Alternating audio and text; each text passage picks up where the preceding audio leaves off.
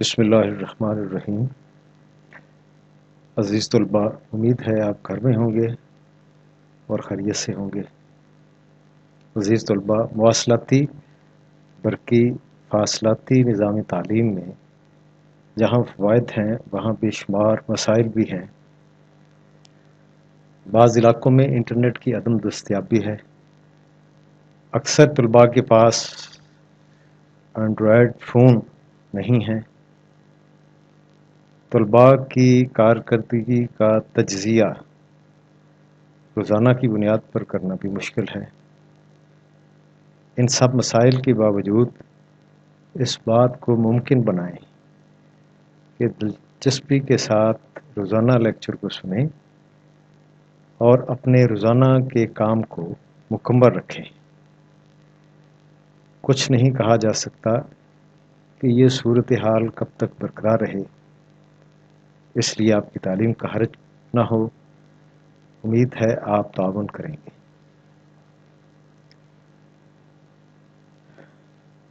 عزیز طلباء، نصابی کتاب سرمایہ اردو کا حصہ نثر شروع کرنے سے پہلے میں یہ ضروری سمجھتا ہوں کہ آپ اصناف نثر اور اصناف نظم کو جان لیں۔ گو کہ اصناف نثر اور نظم ہمارے سلیبس میں شامل نہیں، لیکن نصابی کتاب سرمایہ اردو کے مضامین کے مزاج کو سمجھنے کے لیے اصناف نثر اور اصناف نظم کا جاننا ضروری ہے۔ عزیز طلباء، نثر عربی زبان کا لفظ ہے جس کے معنی بکھیرنے کے ہیں، لیکن اصطلاح میں کلام غیر موزوں کو نثر کہتے ہیں۔ اس لیے نظم میں الفاظ مختصر اور نثر میں منتشر ہوتے ہیں۔ نثری تحریر میں پھیلاؤ ہوتا ہے۔ زبان و ادب میں افسانوی اور غیر افسانوی نثر مستعمل ہے۔ موضوع الفاظ میں حقائق کی تصویر کشی کو شاعری کہتے ہیں۔ گویا شعر ایسا کلام ہے جو موزوں ہو۔ عزیز طلباء، نثر کو دو حصوں میں تقسیم کیا گیا ہے۔ ایک حصہ افسانوی ادب ہے اور دوسرا حصہ غیر افسانوی ادب۔ یہ آپ کو بتاتا چلوں کہ اصناف صنف سے نکلا ہے، جس کا مطلب ہے قسم۔ اصناف نثر یعنی نثر کی اقسام، اس کے دو حصے ہیں، افسانوی ادب ہے اور غیر افسانوی ادب۔ افسانوی ادب میں سب سے پہلے ہے داستان، دوسرے نمبر پہ ہے ناول، تیسرا ہے افسانہ اور چوتھا ڈرامہ ہے۔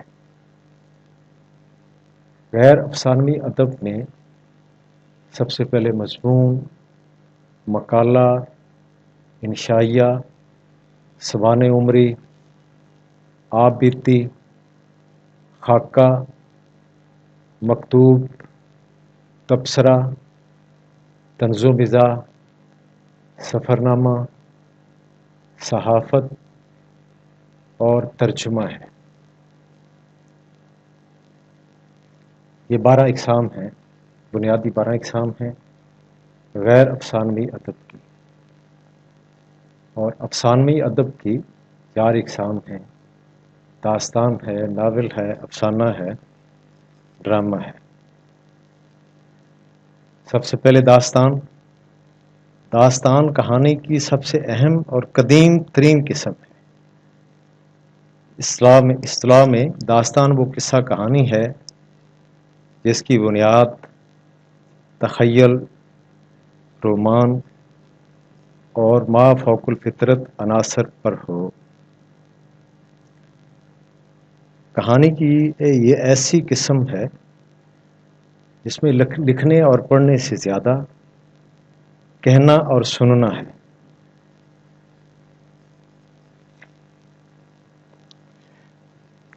دوسرے نمبر پہ ناول ہے۔ ناول اطالوی زبان کا لفظ ہے جو انگریزی کے تپسل سے اردو میں رائج ہوا۔ اس کے معنی ہیں انوکھا، نرالا اور عجیب۔ اصطلاح میں ناول وہ قصہ یا کہانی ہے جس کا موضوع انسانی زندگی ہو، اور ناول نگار زندگی کے مختلف پہلوؤں کا مکمل اور گہرا مشاہدہ کرنے کے بعد ایک خاص سلیقہ اور ترتیب کے ساتھ اپنے تجربات و مشاہدات کو کہانی کی شکل میں پیش کر دے۔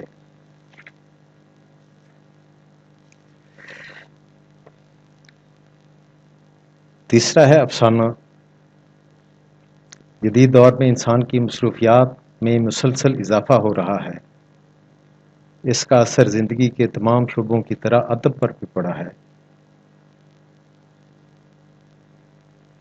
مصروفیات میں گھرے ہوئے انسان کا تقاضا یہ ہے کہ کوئی ایسی چیز پڑھنے کو ملے جو نہایت مختصر وقت اس کے ذوق کی تسکین و تشفی اور اس کے جذبات، نفسیاتی اور تفریحی تقاضوں کو پورا کر سکے۔ مختصر افسانہ اسی ضرورت کی پیداوار ہے۔ اور نمبر 4 پہ ہے ڈرامہ۔ ڈرامے کا تصور قدیم یونان سے وابستہ ہے۔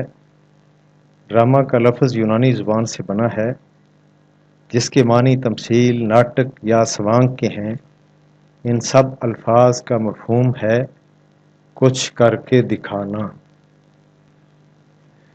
عزیز طلبہ، اس کے بعد غیر افسانوی ادب ہے۔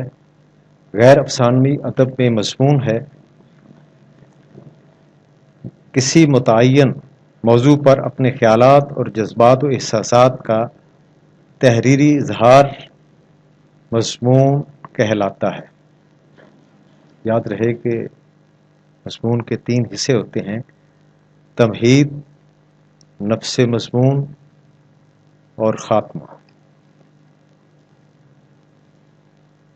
اس کے بعد دوسرے نمبر پہ مقالہ ہے۔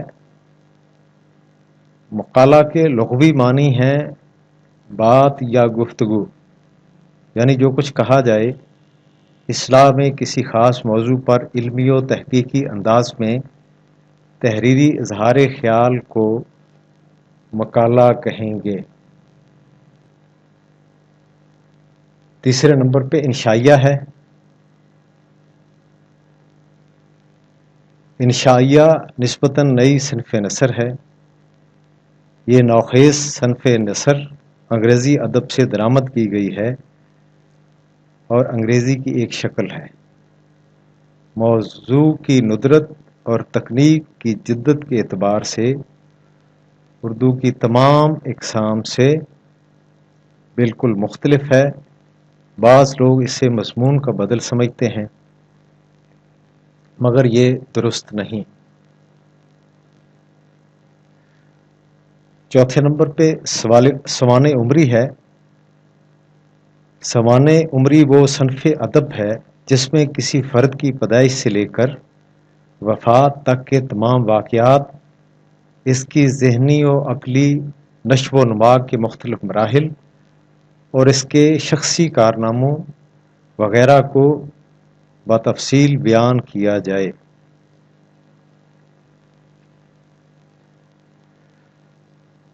پانچویں نمبر پہ آپ بیتی ہے۔ اپنی زندگی کے احوال و واقعات کا بیان آپ بیتی کہلاتا ہے۔ اسے انگریزی میں آٹو بایوگرافی بھی کہہ سکتے ہیں۔ آپ بیتی محض احوال و واقعات کا مجموعہ نہیں ہوتی، بلکہ اکثر اوقات لکھنے والے کی کیفیتوں، دلی احساس، شخصی اور عملی تجربوں، زندگی کے جذباتی پہلوؤں اور بحیثیت مجموعی زندگی کے بارے میں اس کے نقطۂ نظر کی ترجمانی کرتی ہے۔ چھٹے نمبر پہ خاکہ ہے۔ خاکہ کے لغوی معنی ابتدائی نقشہ کے ہیں۔ خاکہ کھینچنے کے معنی ہیں کسی کی تصویر لفظوں میں ادا کر دینا۔ ادبی اصطلاح میں خاکہ وہ تحریر یا مضمون ہے جو کسی شخصیت کا بھرپور تاثر پیش کرے۔ اسے کسی شخص کی قلمی تصویر بھی کہہ سکتے ہیں۔ ساتویں نمبر پہ مکتوب ہے۔ ہم ایک شخص سے کوئی بات کہنا چاہیں اور وہ ہمارے سامنے موجود نہ ہو تو اپنی بات اور گفتگو اسے لکھ بھیجنا مکتوب نگاری یا خط نویسی کہلائے گا۔ 8ویں نمبر پہ تبصرہ ہے۔ کسی کتاب پر تحریری شکل میں مختصر یا طویل اظہار رائے تبصرہ کہلاتا ہے۔ عزیز طلبہ، 9ویں نمبر پہ طرز و مزاح ہے۔ مزاح کے لفظی معنی ہے ہنسی مذاق، جبکہ طنز کے معنی تانا یا چھیڑ کے ہیں۔ دراصل طنز و مزاح کی ایک شکل ہے۔ مزاح میں زندگی کی ناہمواریوں پر ہمدردانہ نظر ڈالی جاتی ہے، جبکہ طنز میں ہمدردی کی بجائے نفرت کا جذبہ کار فرما ہوتا ہے۔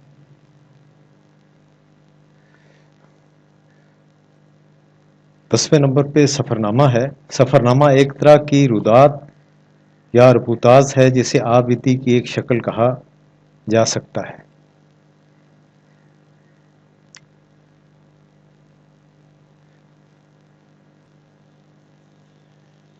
11ویں نمبر پہ صحافت ہے۔ صحافت اخبار نویسی کوئی مستقل صنف نثر نہیں ہے، یہ ایک طرح کی مضمون نگاری ہے۔ البتہ مزاجاً صحافت عام انداز کی مضمون نگاری سے الگ چیز ہے۔ جدید دور میں صحافت ایک علیحدہ فن کی حیثیت اختیار کر چکی ہے۔ اور 12واں نمبر پہ ہے غیر افسانوی ادب میں ترجمہ۔ دیگر زبانوں کے بلند پایہ علمی اور ادبی تحقیقی و تنقیدی اور دیگر فنی شاہکاروں کو اپنی زبان میں منتقل کرنا بڑی علمی خدمت ہے۔ اس سے کسی قوم کا علمی ذخیرہ بڑھتا ہے اور قومی سطح پر فکر کو جلا اور ذہن کو نشو و نما ملتی ہے۔